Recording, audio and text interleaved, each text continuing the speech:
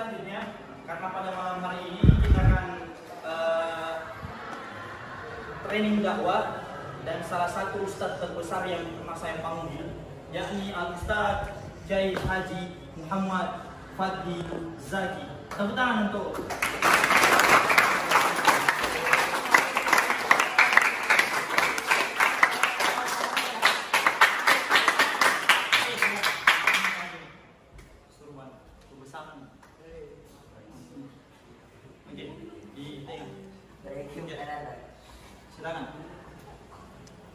Bismillahirrahmanirrahim.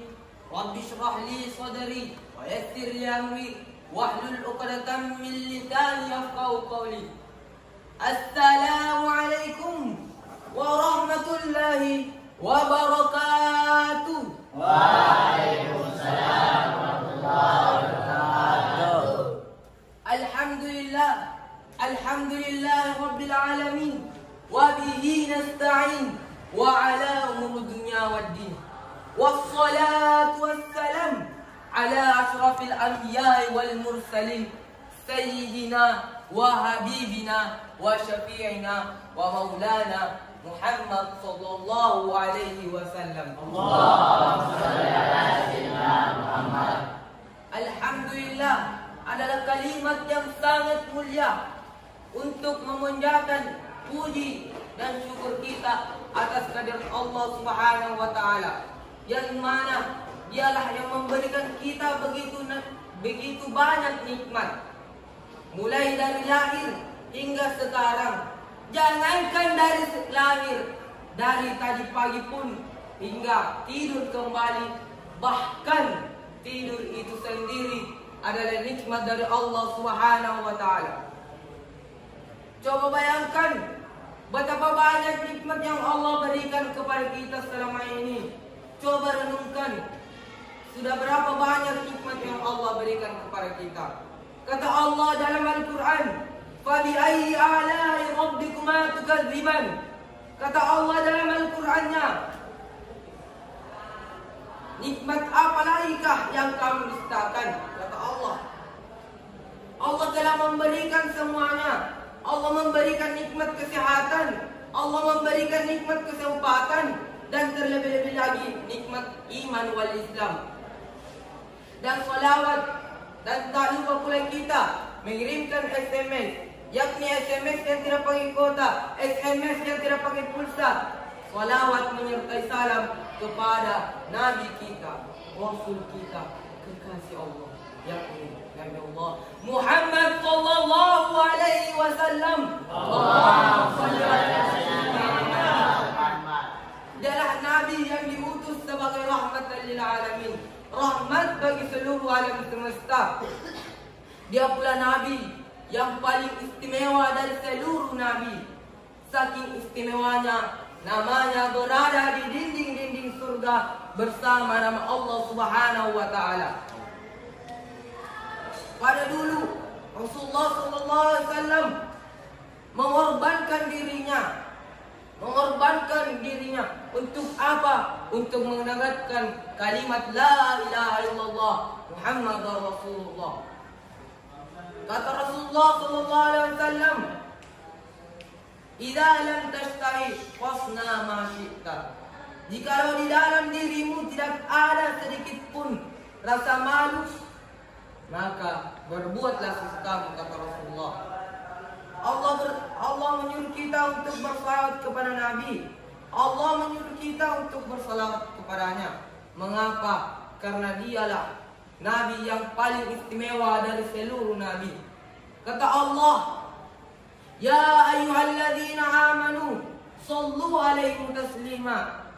Yang artinya, ya wahai orang-orang yang beriman, bersalawatlah kepada Nabi dan mengirimkanlah salawat salam kepadanya. Dan dulu ketika Rasulullah mengorbankan dirinya, hanya apa? Hanya untuk mengingatkan kalimat la ilaha illallah. Kata Allah dalam Al-Quran, "Ittaqillaha haitsu ma kunta." Kata Allah, ingatlah kepada aku Ingatlah kepadaku dimanapun kamu berada. Haitsuma kunta, dimanapun kamu berada. Jikalau kita mengingat Allah Subhanahu wa taala, hati menjadi tenteram, hati menjadi tenang, dan lain sebagainya. Jadi sebagai kesimpulannya, berdirinya saya di sini hanya menyampaikan untuk bersalawat kepada Nabi, selalu mensyukuri nikmat-nikmat Allah Subhanahu wa taala. Saya berdiri di sini tidak untuk merubah kalian semua, tidak untuk merubah kalian, menyuruh kalian. Karena saya di sini hanya untuk menyampaikan apa yang saya tahu dan apa yang saya ngerti. Cukup sekian yang saya bisa sampaikan. Wallahul muwaffiq ila aqwamit thoriq. Assalamualaikum warahmatullahi wabarakatuh. Waalaikumsalam. Ya, luar biasa sekali. Oke, jadi maksud daripada ceramahnya tadi, ia menegaskan, ia mentaukidkan bahwasanya kita sebagai umat Nabi Muhammad SAW wajib hukumnya untuk bersalawat kepada Nabi Muhammad SAW, karena betul satu-satunya Nabi yang akan memberikan syafaat pada hari kiamat yakni cuma Nabi Muhammad SAW.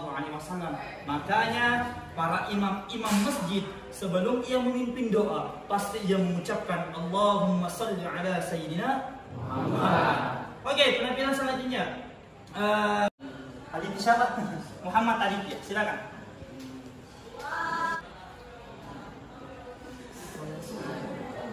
Assalamualaikum warahmatullahi wabarakatuh. Waalaikumsalam warahmatullahi wabarakatuh. Alhamdulillahi rabbil alamin. Fadalla bani Adam bil ilmi wal a'mal. Wassalatu wassalam ala nabiyyina Muhammad sallallahu alaihi wasallam. Allahumma salli ala sayyidina Muhammad والتابعين لهم بإحسان إلى يوم الآخر. معاشر المسلمين رحمكم الله. Yang terlebih dahulu, marilah kita mengucapkan rasa syukur atas kehadirat Allah Subhanahu wa taala. Karena Dialah Allah yang telah memberikan kita berbagai kenikmatan, baik itu nikmat kesehatan, kesempatan, dan kebahagiaan. Dialah Allah yang telah memberikan kita nikmat iman wal Islam. Tidak semua manusia memiliki iman dan Islam.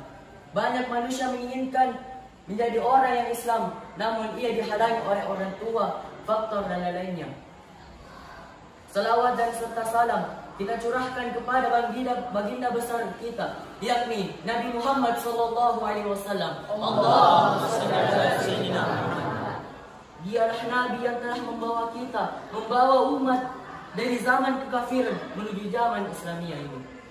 Semoga tercurah pula kepada keluarga beliau dan para sahabat beliau dan seluruh kaum muslimin yang telah menegakkan sunnah-sunnahnya hingga akhir zaman kelak. Amin ya rabbal alamin.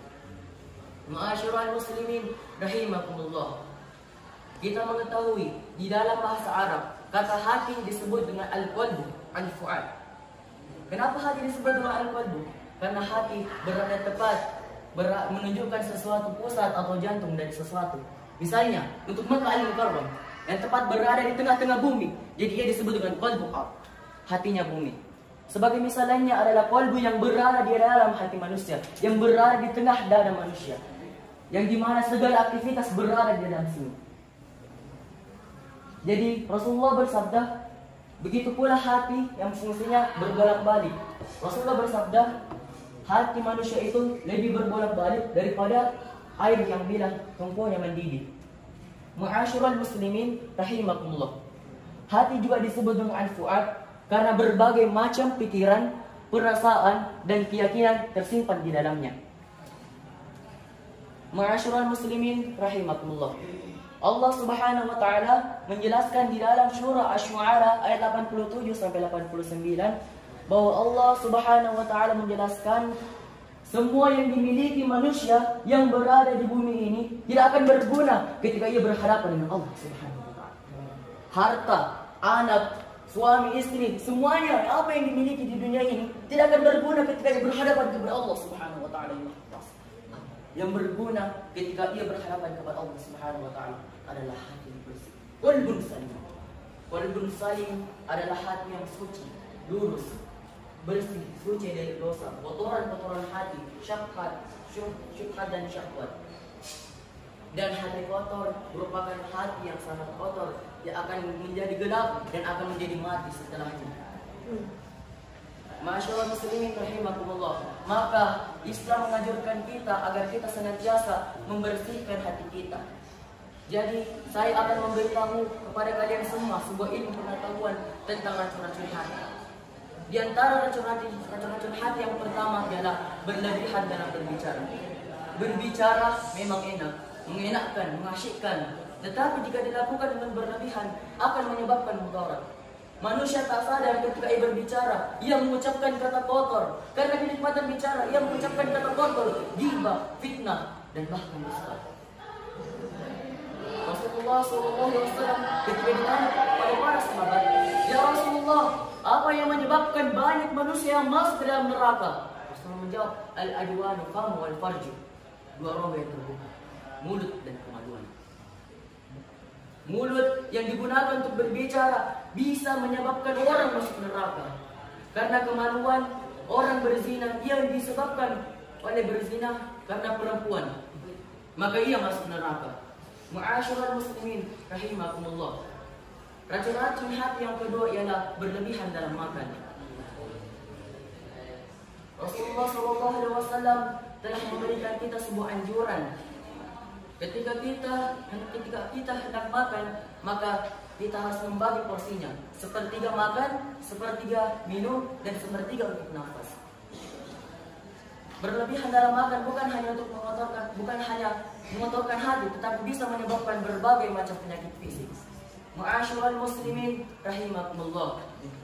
Racun-racun hati yang ketiga ialah berlebihan dalam memandang. Mata adalah karunia Allah Subhanahu wa taala yang sangat agung. Jika mata ini digunakan untuk memandang yang harusnya tidak dipandang, maka ia akan menjadi racun-racun hati. Masyaallah muslimin rahimahullah. Rasulullah SAW bersabda, memandang seorang wanita merupakan panah beracun dari panah iblis. Barang siapa yang meninggalkannya karena takut kepada Allah Subhanahu wa taala, maka Allah akan membalas dengan iman. Ma'asyiral muslimin rahimakumullah. Demikian yang bisa saya sampaikan pada kesempatan ceramah kali ini, yang merupakan racun-racun hati yang bisa kita aplikasikan, kita mengerti apa yang harus kita lakukan setelah kita mendengar apa yang telah saya sampaikan kali ini. Ma'asyiral muslimin rahimakumullah. Syukran, wallahul muwaffiq ila aqwamit thariq. Wassalamualaikum warahmatullahi wabarakatuh.